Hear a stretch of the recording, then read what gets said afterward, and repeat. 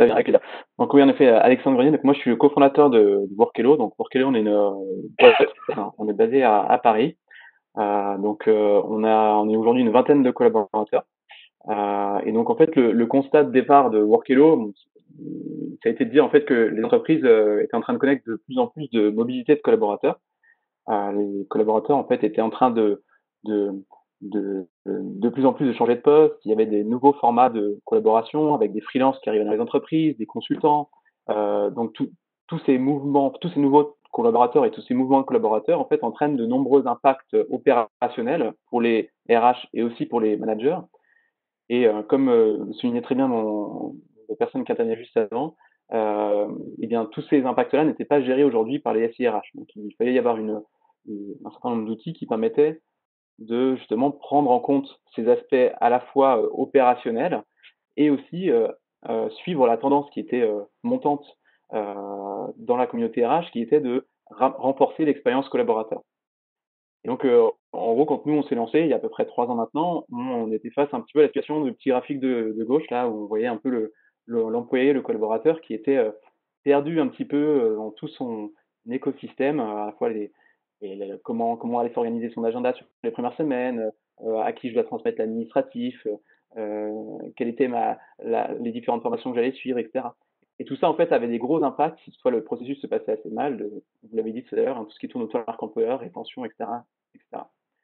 Et donc, nous, à Workello, on a décidé justement de créer un outil européen qui permettait de répondre à ces problématiques-là et donc d'être l'interface dans laquelle le manager et RH vont pouvoir collaborer pour ensuite transmettre un parcours d'intégration que le nouvel employé devra suivre et qui lui permettra de mettre en fait toutes les étapes de l'intégration. Donc, l'avantage de notre plateforme, c'est qu'on ne vient pas remplacer l'humain. L'idée, c'est d'être un, un facilitateur interne, de faire en sorte de gommer toutes les frictions opérationnelles liées aux nombreux tâches qu'il y a à faire. On en a listé plus de 150 de notre côté, grâce à l'outil. Et ensuite, après, de vous décharger en tant que manager et RH pour faire en sorte que vous passiez du temps avec ce nouveau collaborateur. Donc Workello, en fait, je parle de mobilité, moi, de mon côté, parce que de notre côté, on pense que il y a l'onboarding, donc l'arrivée d'une nouvelle recrue, qui se décompose en deux phases, hein, le pré-boarding et l'onboarding, hein, c'est un pré-intégration et intégration. Mais aussi, lorsqu'il y a une mobilité interne, le ré-onboarding, et puis après aussi le offboarding. C'est pour ça que nous, on couvre tous ces aspects-là. Mais aujourd'hui, ce qui nous concentre principalement dans l'échange, c'est la partie pré-boarding et onboarding. Et donc, du coup, nous, on a développé un outil digital. On a des équipes qui sont focus sur cette partie outil digital et une partie aussi des équipes qui sont focus sur la partie accompagnement, dans lequel, en fait, on va vous aider à construire vos parcours d'intégration. Donc, nous, ce qui nous caractérise, c'est le fait qu'on va vraiment développer une expérience employée avec un vrai effet waouh, une expérience employée unique. Ce qui nous caractérise aussi, c'est vraiment la simplicité d'utilisation. Donc, ça, dans toutes les interfaces et on parlait tout à l'heure de la partie technique. Nous, notre mot d'ordre, en fait, dans l'utilisation, c'est vraiment la simplicité au quotidien. Et aussi, vous donner en tant que RH des billes et des reportings sur comment se passent ces phases-là, en fait, dans vos organisations. Beaucoup d'entreprises manquent d'informations sur combien de collaborateurs sont partis sur les 6 derniers mois, quelles ont été les raisons, sur l'onboarding, où en sont les différents collaborateurs, quelles ont été les impressions au moment de l'arrivée de l'entreprise, les sujets sur lesquels on manquait forcément un peu de formation, etc. Voilà, toute la partie reporting, c'est un sujet aussi important de la plateforme Workello. En termes d'expérience, on bosse avec nous principalement des acteurs européens, mais qui ont une dimension internationale. Euh, donc, du coup, voilà, une partie des clients avec lesquels on travaille, donc principalement des boîtes françaises ou européennes qui ont une dimension internationale. Donc, on accompagne des entreprises de 200 à 80 000 collaborateurs. Voilà. En termes de produits, du coup, nous, on a donc les 4 produits, pré-boarding, intégration, onboarding, la mobilité et aussi le offboarding. Donc, ces 4 produits-là peuvent être utilisés au sein d'une même interface pour les RH et aussi pour les managers. Alors, j'ai décidé, moi, d'un point de vue technique, de focuser juste sur les deux premiers, évidemment, pour aujourd'hui. Donc, le pré-boarding. Donc, l'objectif de notre côté du pré-boarding, il y a différents objectifs. Le premier, c'est de définir en fait un parcours cadencé pour engager le collaborateur avant même son arrivée. Ça, c'est un point ultra important, vous l'avez dit tout à l'heure en introduction.